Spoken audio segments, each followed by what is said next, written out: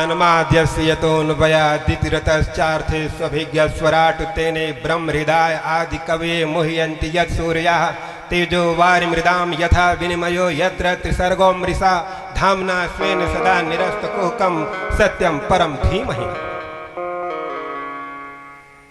ये श्लोक नीचे से उठता है, जन्माद्यस्य से नहीं उठता है ये श्लोक। वेदांत दर्शन ब्रह्म सूत्र का पहला सूत्र क्या है हे भक्तजनों? पहला सूत्र है अथातो ब्रह्म जिज्ञासा, और दूसरा सूत्र जन्माद्यस्य यतः सत्यं परम धीमहि। व्यास भगवान ने वेदांत दर्शन ब्रह्म सूत्र के प्रथम सूत्र से इसका प्रारंभ श्री गणेश क्यों नहीं किया? चाहते तो अथातो ब्रह्म जिज्ञासा यहां से शुरू करते, लेकिन नहीं। जिसको पूर्वगत इस बात की जिज्ञासा उत्कट उत्कंठा जागृत हो चुकी है कि ब्रह्म क्या है, अर्थात इस सोपान पर चढ़ चुके हैं या पार हो चुके हैं, उनके लिए है जन्माद्यस्य यतः सत्यं परम धीमहि।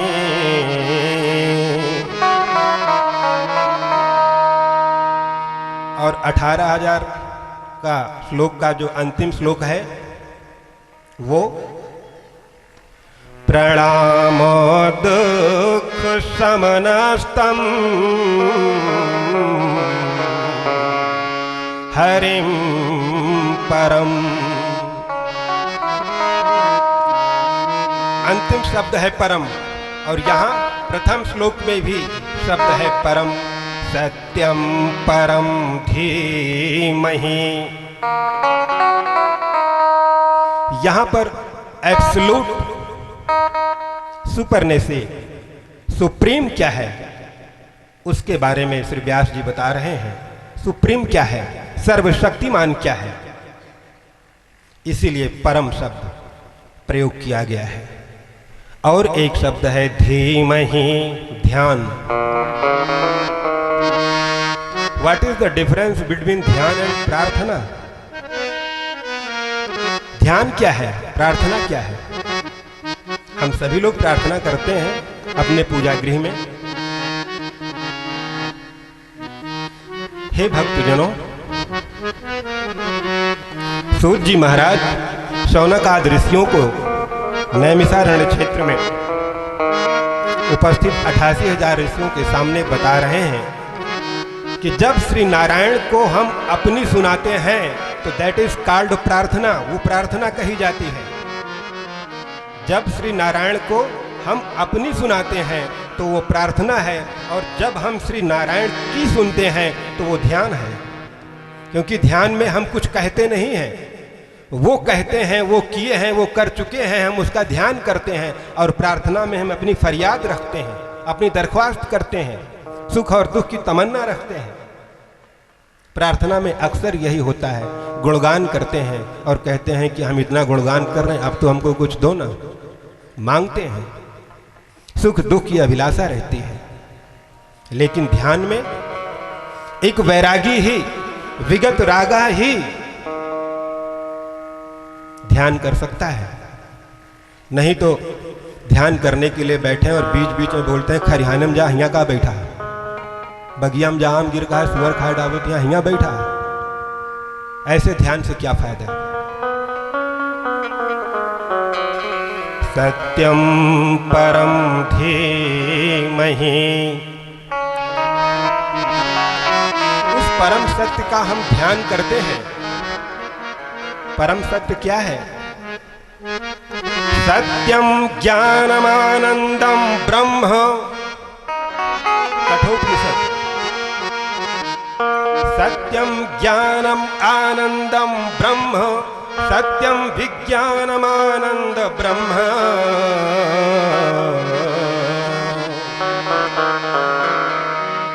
जो सत्य है वही परम सत्य है। सत्य क्या है? जो त्रिकाल में अबाधित हो, एक रस हो, निर्विकार हो, निर्विशेष हो, वो सत्य है। सत्य काल और परिस्थिति पर निर्भर नहीं करता है। स्थिति परिस्थिति उसमें परिवर्तन नहीं कर सकती है। दैट इज कॉल्ड सत्य। और सत्य केवल ब्रह्म है। ब्रह्म सत्यम जगन मिथ्या, सत्यव्रतम सत्य परम त्रिसत्यम, सत्यस्य योनिम निहितिम च सत्ये, सत्यस्य सत्यमृत सत्य नेत्रम, सत्यात्मकम त्वाम शरणम प्रपन्ना। सत्य केवल भगवान है।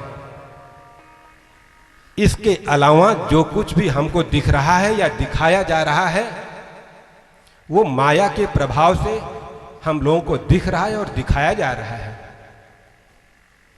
केवल सत्य श्री राम है, सत्य केवल श्री कृष्ण है, सत्य केवल श्री नारायण है।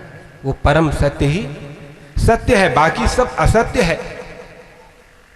और वो जो परम सत्य श्री कृष्ण है, जन्माद्यस्य यतोऽन्वयादितिरतश्चारथे स्वभिज्ञः स्वराट्। जितने ब्रह्मांड हम जानते हैं उनकी उत्पत्ति, उनका पालन और उनका संहार वो परम शक्तिमान परम सत्य जो है वही करते हैं। जन्माद्यस्य यतः स्वभिज्ञः स्वराट्। वो जो परम सत्य है कौन है? अनंत कोटि ब्रह्मांड नायक राजाधिराज योगिराज परब्रह्म। जो अनंत कोटि ब्रह्मांड जिसके इशारे पर बनता है, उस ब्रह्मांड में कौन सी घटना घट रही है, कब घट रही है, कैसे घट रही है, इन सारी चीजों की जानकारी वो परम सत्य रखता है। स्वराट। वो परम स्वतंत्र हैं, असमौर्ध हैं। वो उनके समतुल्य, उनके समकक्ष कोई दूसरा नहीं है। वो केवल एक है। वो स्वराट हैं, अभिज्ञ हैं, सब कुछ जानते हैं। वो अंतर्यामी भी हैं, वो बहिर्यामी भी हैं। जो अंदर घट रहा है वो भी जान जाते हैं। कभी कभी तो ऐसा होता है कि हमारे अंदर क्या घट रहा है हम जान रहे हैं, फिर भी बताते हैं कि हम ऐसा सोच नहीं रहे हैं। लेकिन वो अंतर्यामी प्रभु ये जान जाते हैं कि ए बंदे तुम क्या सोच रहे हो, तुम्हारी तमन्ना क्या है, तुम्हारी आरज़ू क्या है, तुम्हारी ख्वाहिश क्या है, तुम्हारी दरखास्त क्या है, तुम्हारी उत्कंठा क्या है, तुम्हारी अभिलाषा क्या है, तुम्हारी इच्छा क्या है।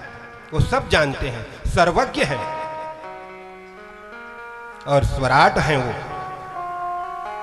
और तेने ब्रह्म हृदय आदि कवये। आदि कवये का आदि ब्रह्मा जी को।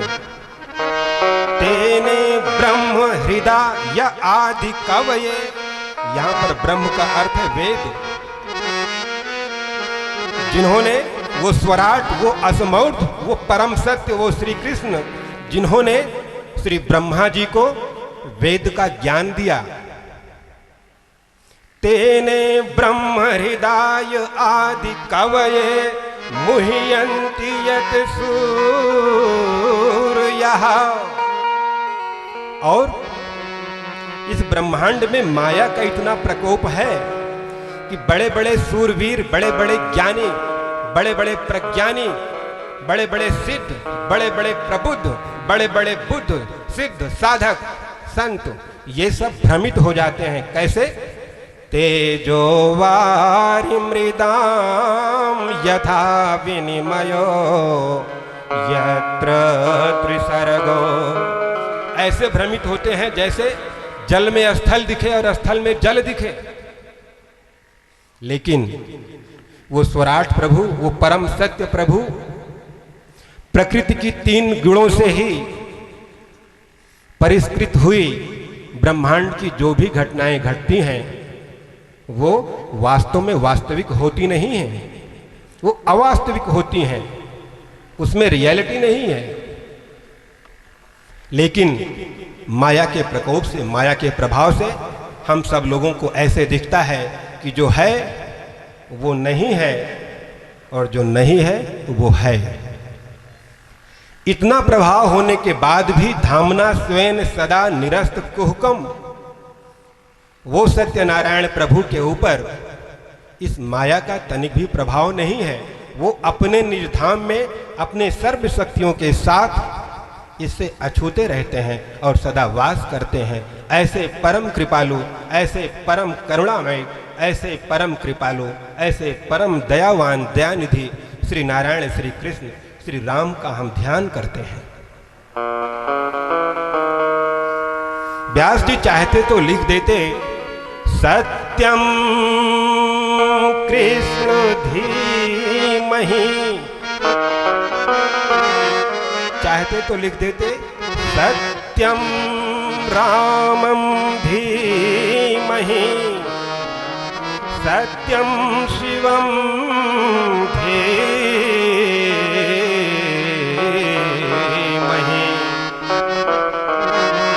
विशेष भगवान का नाम नहीं लिया, अर्थात जिनको ये विश्वास है कि भगवान सत्य हैं, उनके लिए श्रीमद् भागवत महापुराण का दरवाजा खुला हुआ है। वो किसी भी धर्म के अनुयायी हों, वो सब श्रीमद् भागवत महापुराण का आश्रय ले सकते हैं। इसीलिए कहा गया है सत्यम परम धीमहि। हर धर्म सत्य को माना है। सत श्री अकाल सत्यम शिवम सुंदरम, या देवी सर्वभूतेषु सत्यरूपेण संहिता, नमस्तस्यै नमस्तस्यै नमस्तस्यै नमो नमः।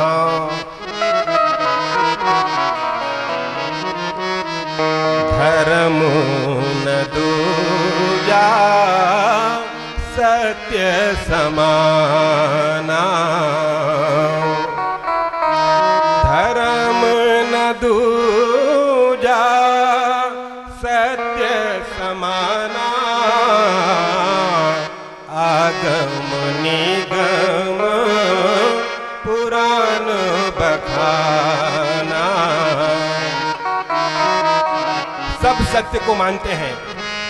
श्रीमद् भागवत महापुराण कथा यज्ञ कराने की इच्छा जागृत हुई है, आप इसको पूर्ण करें। उसी वक्त उसी समय बिना विलंब किए हुए वो सत्यनारायण प्रभु आपके हृदय में आकर के बंदी बन जाते हैं। इतना प्रभावशाली है श्रीमद् भागवत महापुराण। धर्मः प्रोचित कैतवोत्र परमो निर्मत्सराणाम सताम, वेद्यम वास्तवम अत्र वस्तु शिवदम तापत्रयोन्मूलनम। ये वो ध्येय है, पहला श्लोक ध्येय है और ये ज्ञेय है, जानने योग्य है। तीसरा श्लोक, इस श्लोक को सूत जी का मंगल चरण कहा जाता है। निगम कल्प तरोर गलितम फलम, शुक मुखादमृत द्रव संयुतम, पिबत भागवतम रसमालयम, मुहुरहो रसिका भुवि भावुकाः। नितराम गमयति बोधयति स निगमो वेदः, निगम कल्प तरोर गलितम। ये वेद रूपी वृक्ष से निकला हुआ, समुद्भूत हुआ, पका हुआ एकदम फल है, जिसमें केवल रस है, रस के अतिरिक्त और कुछ भी नहीं है। सुखदेव जी महाराज अर्थात तोते की चोंच से चंचुघात किया हुआ है। प्रमाणित हो जाता है कि यह फल अप्रतिम मीठा है। इसके जैसे मिठाई, इसके जैसा माधुर्य, इसके जैसा लावण्य और किसी में नहीं है। क्यों? श्रीमद्भागवताख्यो अयम साक्षात् कृष्ण एव ही। श्रीमद्भागवत महापुराण स्वयं श्री कृष्ण है। और श्री कृष्ण क्या है? रसो वै सः। श्री कृष्ण ब्रजराज के रसराज हैं। सुखदेव जी महाराज कह रहे हैं, मोहन से दिल क्यों लगाया है, छलिया से दिल क्यों लगाया है, ये मैं जानूं या वो जाने। मोहन से दिल क्यों लगाया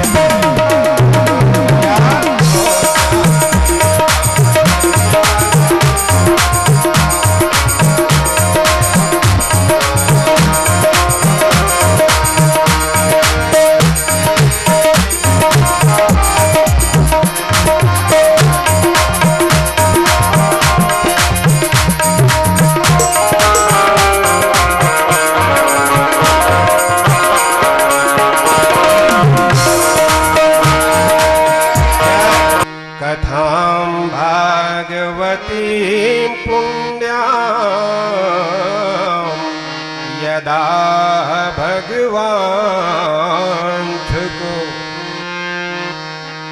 जो सुखदेव जी महाराज ने राजा परीक्षित को जो कथा सुनाई थी, हे सूत जी महाराज आप मुझे वो कथा सुनाए। तो सूत जी महाराज 88,000 ऋषियों को कह रहे हैं कि हे ऋषियों, हे शौनकादि ऋषियों, मैं अब आपको परमहंसों की संहिता श्रीमद् भागवत की रचना जो भगवान व्यास के द्वारा की गई, इस परम संहिता को जो श्रवण कर लेता है, पाठ कर लेता है, वो शोक, दुख, मोह आदि से निवृत्त हो जाता है तथा भगवान श्री कृष्ण के अप्रतिम प्रेम को प्राप्त कर लेता है। यस्याम वै श्रूयमाणायां पुरुषे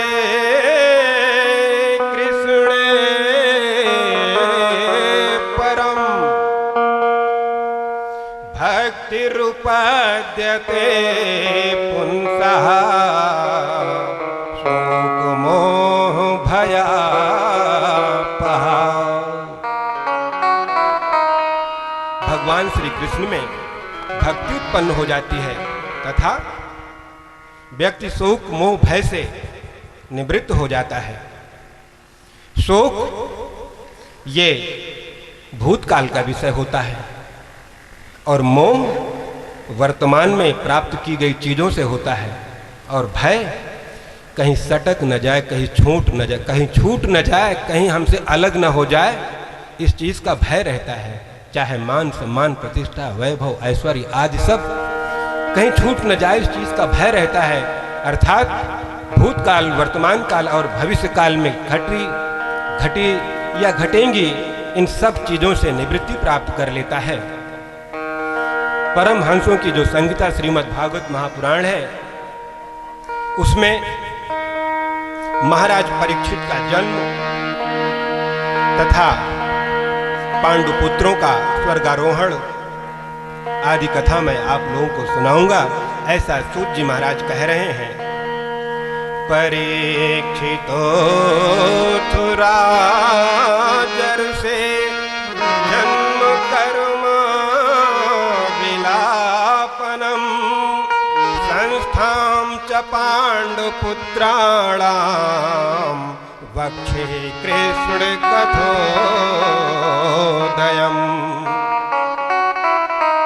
बता रहे हैं कि हे ऋषियों, भगवान श्री कृष्ण की दिव्यादि दिव्य लीला शुरू होती है जब महाभारत अपने अंतिम पड़ाव पर आता है। महाभारत का युद्ध 18 दिन तक चला और 18वें दिन केवल दुर्योधन और भीम का गदा युद्ध होना था, कोई बचा नहीं था। यदा मृधे कौरव सृंजयानां वीरेषु वधो वीरगतिं गतेषु विकोदरा विध गदाभिमर्श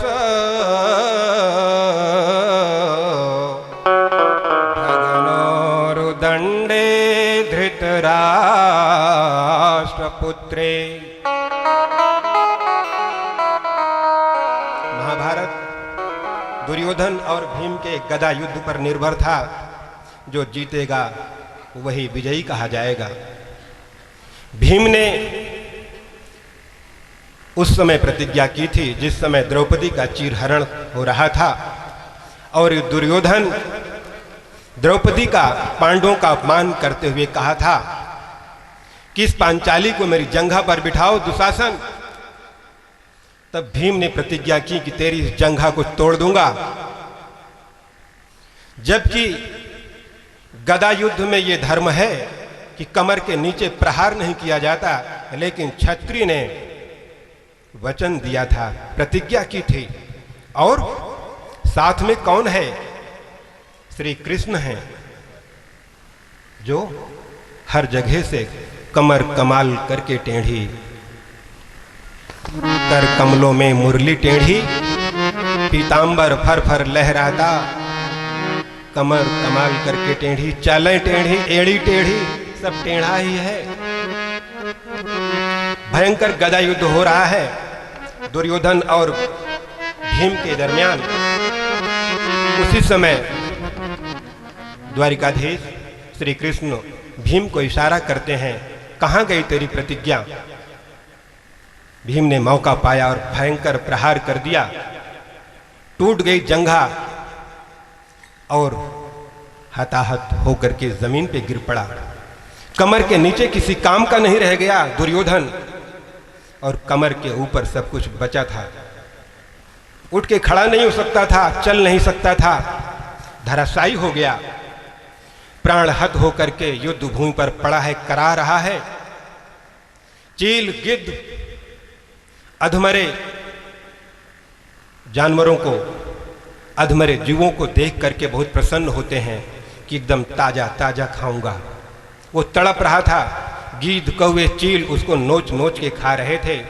उसी समय उसका मित्र द्रोणाचार्य का पुत्र अश्वत्थामा आता है और कहता है, हे मेरे दोस्त, मेरे मित्र, मेरे परम मित्र राजकुमार दुर्योधन, मैंने आपका ऐश्वर्य, आपका वर्चस्व देखा है। ऐसी दीनहीन स्थिति मुझसे देखी नहीं जा रही है। मैं आपके लिए क्या करूं कि आपकी तड़पन बंद हो जाए, आपका दुख समाप्त हो जाए। दुर्योधन ने कहा, ब्राह्मण अश्वत्थामा, क्षत्रिय हूं, दुख दर्द की परवाह नहीं करता हूं। परवाह, संकट ये क्षत्रियों के लिए नहीं है। बाहुवीर्यं बलम राज्ञो ब्राह्मणो ब्रह्मविदां बलि। क्षत्रियों के भुजाओं में ताकत होनी चाहिए। क्यों? वेद क्या कह रहा है? ब्राह्मणो अस्य मुखम आसीत् बाहुराजन्यः कृतः। हे मेरे भक्तजनों, शरीर में सभी अंग हैं, नाक, कान, गला, मुंह, हाथ, पैर, उदर सब कुछ है। ब्राह्मण को मुख कहा गया और क्षत्रिय को उस परम पिता का, उस परम शक्तिमान का, उस परम शक्ति का हाथ कहा गया। क्यों? हाथ ही ऐसा एक अंग है जो पूरे शरीर की रक्षा कर सकता है। पैर रथ के पावदान पर रखे हुए हैं, पीछे से आवाज आ रही है, पाही पाही महायोगिन। नारी की आवाज को सुनकर के भगवान पीछे देखते हैं तो सफेद वस्त्र पहने हुए एक युवती ये कह रही है।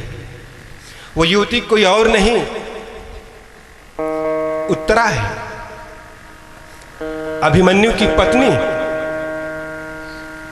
जो गर्भवती है और कह रही है कि इस द्वंद्व जगत में, इस द्वैत जगत में, इस दुनिया में कोई जीने के लिए बेकरार है, कोई मरने के लिए बेकरार है। जीने की आरज़ू में मरे जा रहे हैं लोग और मरने की आरज़ू में जिए जा रहे हैं लोग। जो मरना चाहता है वो जिए जा रहा है और जो जीना चाहता है वो चला जाता है। आप मेरी रक्षा कीजिए, रक्षा कीजिए। यहां पर अर्जुन खड़े हैं, भीम, युधिष्ठिर, नकुल, सहदेव सब खड़े हुए हैं और एक विधवा श्री कृष्ण को क्या कह रही है? पाहि पाहि महायोगिन देव देव जगत्पते।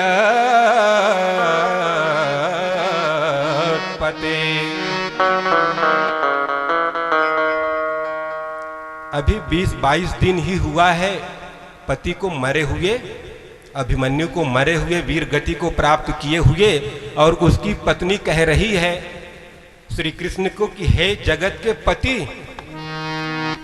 एक युवती जो विधवा है, जबान पर, जिह्वा पर पति शब्द आ रहा है, जहां पर अर्जुन, भीम, नकुल, सहदेव, युधिष्ठिर खड़े हैं। इनके ससुर हैं, 5-5 ससुर जो महाबलशाली हैं। किसी को याद नहीं किया उत्तरा ने, क्यों? इस कलयुग में उम्र इतनी कम है कि अगर खुद करके ही सारा तजुर्बा लेना चाहेंगे तो उम्र कम पड़ जाएगी। ये प्रश्न, पहला प्रश्न पूछा है शौनक आदि ऋषियों ने सूत जी से की, उम्र बहुत कम है, क्या करें और क्या न करें। प्रायेण अल्पा यशु। उत्तरा ने द्रौपदी से ये नसीहत ली है कि जब चीरहरण हो रहा था, पांचों पतियों को पुकारा, यही जो खड़े हैं इनको पुकारा था, ये लाचार थे, सब वहां पर सभा में बैठे थे, भीष्म पितामह बैठे थे, द्रोणाचार्य, कृपाचार्य, धाम में सब बैठे थे, कुछ नहीं कर पाए। और किया तो केवल द्वारिकाधीश ने किया। जब द्वारिकाधीश स्वयं वहां पर उपस्थित हैं, और द्वारिकाधीश कौन है? कठोपनिषद कह रहा है, पतिम पतीनां परमं विदाम्,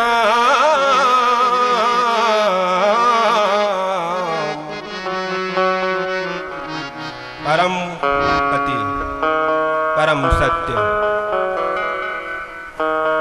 पतिम पतीनां परमं परस्ताद विदाम देवम भुवनेश मीड्यम। पुत्रवती युवती जग सोई, रघुपति भगत जास सुत होई। कुलम पवित्रम जननी कृतार्था, वसुंधरा भाग्यवती च पुण्या, भाग्यवती च धन्या। नृत्यन्ति स्वर्गे पितरस्य तेषाम, एषाम कुले भागवता युधाना। स्कंद पुराण का हमारे गुरुदेव प्रभु ने बताया है कि यह स्कंद पुराण का माहेश्वर खंड का यह श्लोक है। किसी मां के कोख से एक वैष्णव उत्पन्न हो जाए, कुल माता धरती स्वर्ग में उपस्थित पितर सब धन्य हो जाते हैं, खुशी से नाचने लगते हैं। तो एक वैष्णव का जन्म दे रही हैं और बोल रही हैं कि आप ब्रह्मास्त्र की जो मर्यादा है उसका भी पालन हो जाएगा, आप मुझे उस ब्रह्मास्त्र से मरवा दीजिए और इस गर्भ को सुरक्षित रखिए। लीला पुरुषोत्तम भगवान श्री कृष्ण गर्भ में प्रवेश कर गए और रक्षा किए गर्भ की।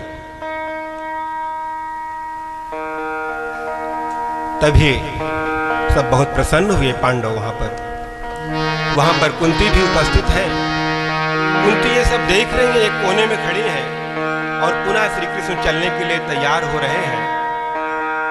तो कुंती को देख करके भगवान श्री कृष्ण कह रहे हैं कि बुआ जी, रिश्ते में बुआ लगती हैं कुंती जी भगवान श्री कृष्ण की। कह रहे हैं कि बुआ जी इतनी मायूस क्यों हो? अब तो आपका ज्येष्ठ पुत्र चक्रवर्ती सम्राट बन गया, सारी बाधाएं दूर हो गई, अब उदास क्यों हो? अब तो आप राजमाता बन गई हो, अब किस बात की चिंता है? मायूसी का कारण क्या है? द्रौपदी, कुंती, उत्तरा, पांचों पांडवों सब वहां पर उपस्थित हैं। कुंती कह रही हैं, नमस्ते पुरुषम, हे भक्तजनों, नमस्ते पुरुषम त्वाद्यमीश्वरं प्रकृतेः परम् अलक्ष्यं सर्वभूतानां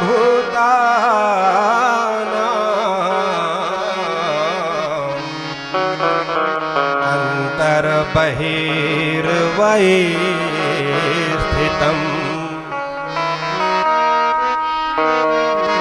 श्री कृष्ण भगवान कहे कि बुआ जी हमको प्रकृते परम ईश्वरम, हमको भगवान कह रहे हैं, ईश्वर कह रहे हैं, बुआ जी क्या हो गया? कह रहे हैं कि हम सब जान रही हैं, आप लीलाधारी हैं, आप गिरधारी हैं, आप बनवारी हैं, आप रास बिहारी हैं, आपकी सारी लीलाओं को समझ रही हूं। आप स्वयं साक्षात परम पुरुष हैं और ये जीव जिस शरीर में स्थित है, उपस्थित है, इस शरीर का परम लक्ष्य यही है कि श्री नारायण का आश्रय प्राप्त कर ले। इस साधन से श्री नारायण का आश्रय प्राप्त कर ले। जब हमारे परिवार में सुख की लहर आई तो आप मुझे छोड़ के जा रहे हो, और जब दुख की लहरें, दुख के बादल सर पर बरस रहे थे, तो हे श्री कृष्ण, इससे पहले कि दुख के बादल हमारे परिवार पर बरस जाएं, आप छतरी बनकर के, छाता बनकर के हमारी रक्षा किए। अगर दुख में ही आप अपना दर्शन देना चाहते हैं तो मैं इस सुख का मैं त्याग करती हूं। हमारे मुख पर सदा श्री कृष्ण का नाम रहे। सभी पांडव, पूरा परिवार बोल पड़ता है। क्या बोल रहा है? रहे मेरे मुख पर सदा तेरा नाम, ओ राधा के श्याम, ओ मीरा के श्याम।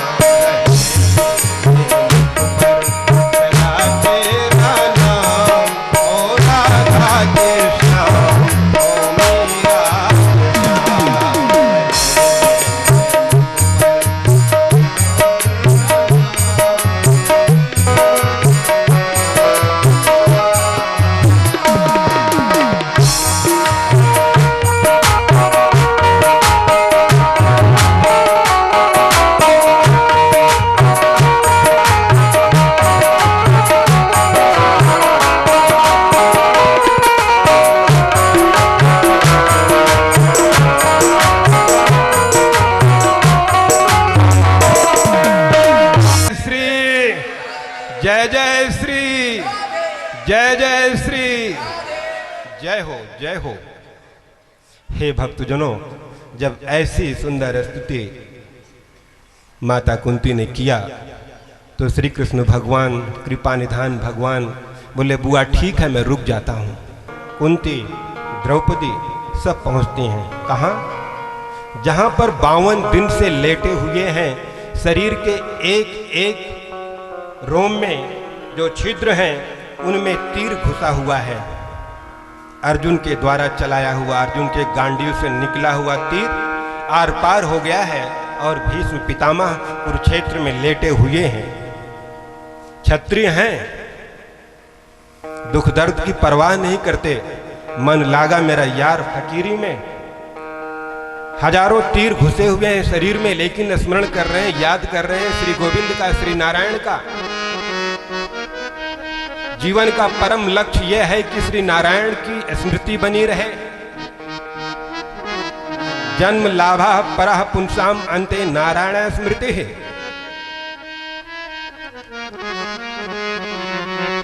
वहां पर पहुंचते हैं, भगवान श्री कृष्ण सबसे पीछे।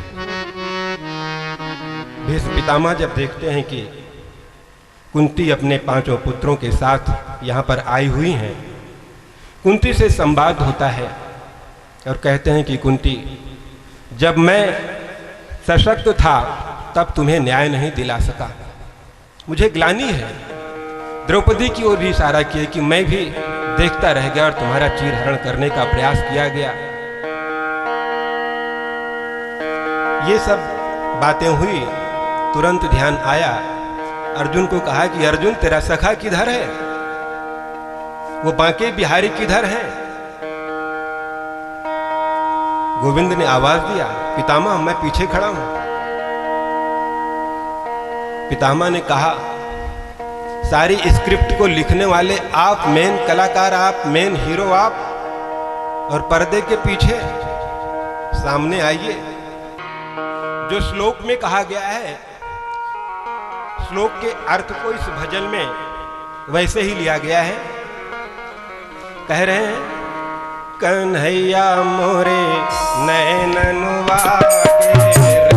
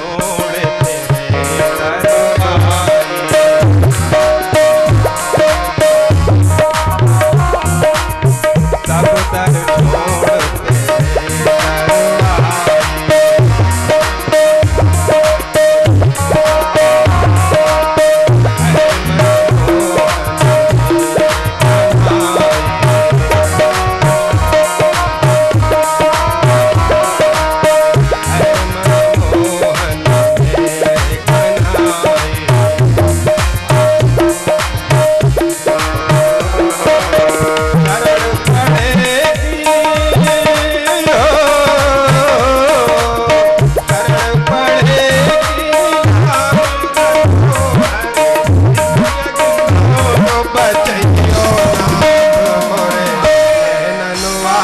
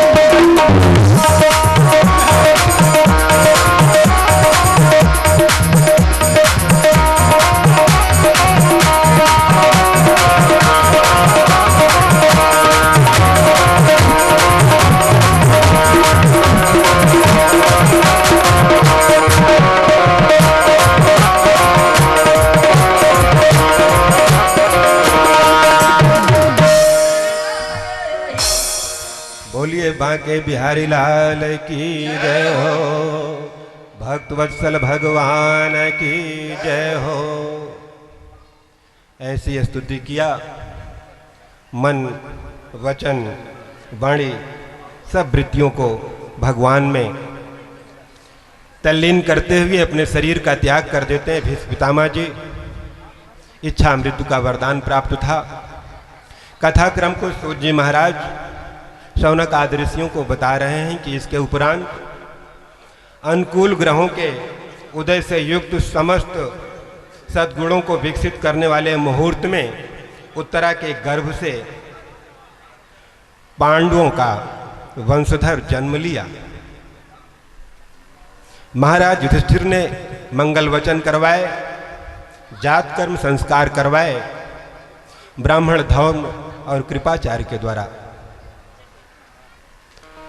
दोनों ब्राह्मणों ने बताया कि ये बालक जो आपके कुल में जन्म लिया है, मनुपुत्र इक्ष्वाकु के समान अपनी प्रजा का पालन पोषण करेगा। ये ज्योतिषाचार्य थे कृपाचार्य जी। बालक के जन्म मुहूर्त आज को देख करके भविष्य में उसके साथ क्या होने वाला है, आज सारी चीज़ों को बताया। भगवान राम के समान ब्राह्मणों की सेवा करेगा, ब्राह्मण भक्त होगा और धनुर्धर में अपने दादा अर्जुन के समतुल्य होगा। गर्भ में इसकी रक्षा स्वयं श्री नारायण विष्णु ने किया है, इसलिए इस बालक का नाम विष्णुरात है। तथा गर्भ में जिन श्री नारायण का दर्शन किया है, गर्भ से बाहर आने के बाद भी श्री राममय सब जग जाने, इस दृष्टिकोण से हर व्यक्ति हर जीव में जलचर थलचर नभचर नाना, इन सब में श्री नारायण के दर्शन की इच्छा से दर्शन करने की एक तमन्ना हमेशा जागती रहेगी। परीक्षा लेते रहेंगे कि क्या ये वही श्री नारायण है, इसलिए इनका नाम परीक्षित भी होगा। परीक्षित जी का जन्म बड़े धूमधाम से मनाया गया और इसके बाद चक्रवर्ती सम्राट महाराज युधिष्ठिर के द्वारा प्रजा का पालन पोषण बड़े अच्छे ढंग से किया गया। बहुत सारा समय बीत गया, तब युधिष्ठिर ने एक दिन अपने लघु भ्राता अर्जुन से कहा कि अर्जुन, बहुत दिन हो गया द्वारिकाधीश की खबर नहीं लगी, हालचाल कुछ लिया नहीं गया, वो नहीं आए, आप ही चले जाओ।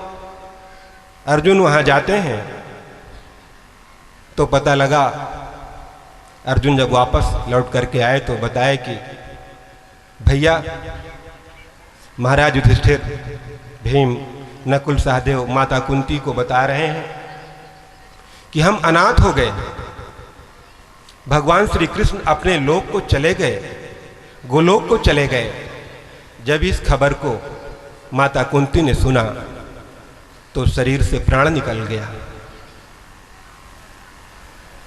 बचे हुए पांडवों ने कहा कि जब गोविंद ही नहीं रहे तो अभी संसार अपने किस काम का।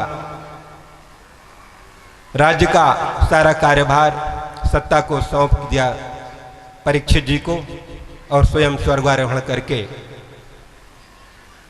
अपने परम लक्ष्य को प्राप्त करने के लिए उद्यम किए और उस परम लक्ष्य को परम पिता परमेश्वर की चरण शरण को ग्रहण किया पांडवों ने।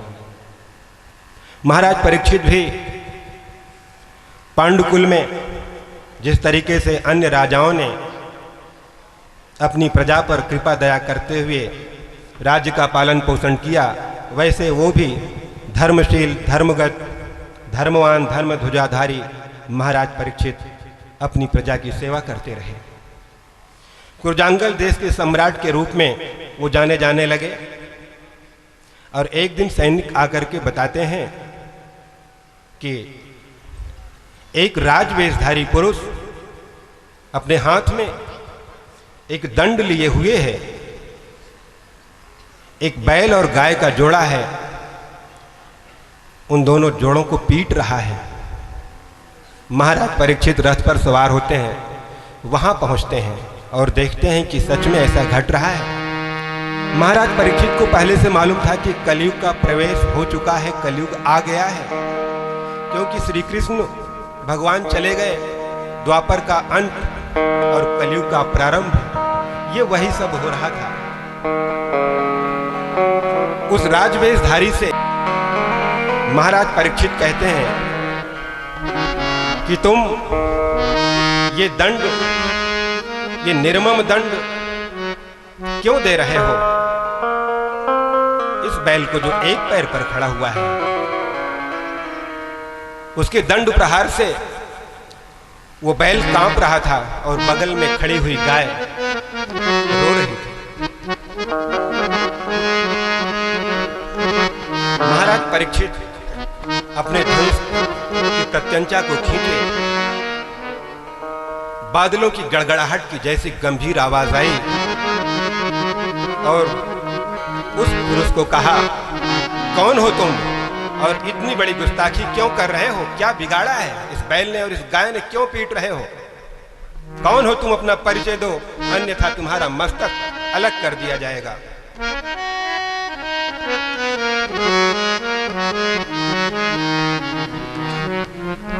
हे भक्तजनों, वो कोई और नहीं था वेशधारी, राजवेशधारी, वो कली था। महाराज परीक्षित को प्रणाम किया। उसने कहा, हे महाराज परीक्षित, चक्रवर्ती सम्राट के 14 रत्न होते हैं। गुरुदेव प्रभु ने बताया है चक्रवर्ती सम्राट किसे कहते हैं, जिसके पास 14 रत्न होते हैं। बताया जाएगा कि 14 रत्न कौन कौन से हैं। तो कली कह रहा है कि हे महाराज चक्रवर्ती सम्राट परीक्षित, मैं कली हूं और ये मेरा काल है, मेरा युग है। मेरा आना श्री नारायण के द्वारा निश्चित किया गया है, लेकिन आप जैसा धर्मज्ञ, आप जैसा धर्मशील, धर्मवान, धर्म ध्वजाधारी कोई अन्य राजा इस भूमंडल पर नहीं है। मैं आपका सम्मान करता हूं, आप मुझे आदेश दें कि मैं कहां रहूं। हे महाराज परीक्षित, आप जहां मुझे आदेश कर देंगे, मैं उसी स्थान पर आपका आदेश अध्यादेश समझ करके पालन करूंगा। आप मुझे आदेश दें। महाराज परीक्षित स्थान बता रहे हैं कि कहां कहां तुम रहोगे। द्यूतम पानम स्त्रियः सूना यत्रा धर्मस् चतुर्विधा।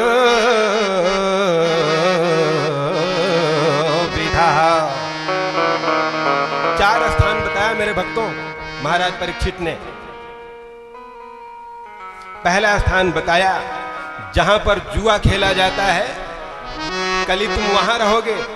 और मदिरालय में जहां पर मदिरा पान किया जाता है, तुम वहां रहोगे।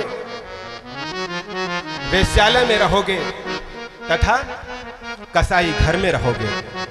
महाराज परीक्षित अपने मुकुट को उतार के रखते हैं। बुद्धि विवेक जागृत हो जाता है। सोचते हैं कि ओह, आज हमने क्या क्या कर डाला, इतनी बड़ी बड़ी गलतियां कर दी। और तब बहुत पश्चाताप कर रहे थे कि आज मैंने ब्राह्मण का अपमान कर दिया, समीक ऋषि का अपमान कर दिया। तब तक शिष्य आ जाता है और बताता है, महाराज गुरुदेव प्रभु समीक ऋषि का संदेश लेके आया हूं। ऋषि बालक श्रृंगी के द्वारा आप श्रापित हो गए हैं। आज के 7वें दिन आपको तक्षक नाग काटेगा और आपकी मृत्यु हो जाएगी। हे भक्तजनों, क्षत्रिय हो तो कैसा हो, ब्राह्मण की रक्षा कैसे की जाती है, यह क्षत्रिय धर्म बताता है। भगवान की भुजा हो और उसका आचार विचार कैसा हो। क्षत्रिय सम्राट, क्षत्रिय हृदय कुलभूषण, धर्म धुरंधर महाराज परीक्षित उस शिष्य से कहते हैं जो संदेश लेकर के आया है, उस शिष्य से कहते हैं कि जाकर के महाराज समीक, जाकर के गुरु तुल्य ब्राह्मण ऋषि समीक के चरणों में मेरा दंडवत प्रणाम कहिएगा और उनसे कहिएगा कि उन्होंने, उनके बालक ने, उनके पुत्र ने हम पर इतनी बड़ी कृपा कर दी कि 7 दिन जीने का मौका दे दिया। उसके अंदर इतना बल था, चाहता तो बोल देता इसी क्षण तक्षक काट ले, इसी क्षण ये मरा हुआ सर्प इसको काट ले और मर जाए। वो 7 दिन की मोहलत दे करके हम पर बहुत बड़ी कृपा की है। साधारण कोई क्षत्रिय होता, साधारण कोई राजा होता, आदेश दे देता सैनिकों को कि जाओ और आश्रम का सत्यानाश कर दो। हमारे ही धन संपदा पर आश्रम चलता है, हम ही इसको फंड्स देते हैं, आई एम स्पॉन्सर, और हमको ही श्राप। लेकिन वो धर्मज्ञ राजा बड़ा सम्मान के साथ, बड़े सम्मान के साथ, बड़े आदर के साथ अपना संदेशा भिजवाते हैं और कहते हैं कि उनको मेरा प्रणाम कहिएगा। हम उनका अभिनंदन करते हैं, हम उनका स्वागत करते हैं। ये तो मेरा प्रारब्ध था, ये मेरा कोई कर्म था, उनकी कोई गलती नहीं है, गलती हमारी है, हम उसके लिए क्षमा प्रार्थी हैं। हे भक्तजनों, घबराए नहीं, ये सीधा उस जीव का, उस जीवात्मा का और श्री नारायण का अपना संबंध होता है। ये रास्ता आपको अपने आप ही तय करना है। सभी ऋषि महात्मा कह रहे हैं कि वो नारायण का घर बहुत दूर है। कैसे है वो घर? बता रहे हैं कि हे राजन, वो नारायण और ये जीवात्मा ये बस केवल 2 हैं, अगर इसमें 3 आ गया तो भीड़ हो जाएगी। ये 2 की बात है और आपस में ही करना है, और वो बहुत दूर है। उस सफर को आपको ही तय करना है। कैसे? चलत डहरिया पीरा जाल पाँव रे, जुनियौ से दूर बा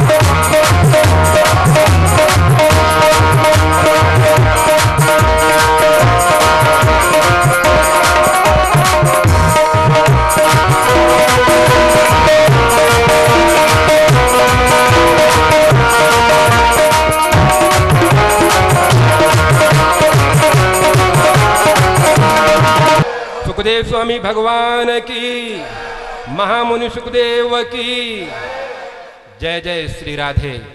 हे भक्तजनों, आज यहीं विश्राम देते हैं।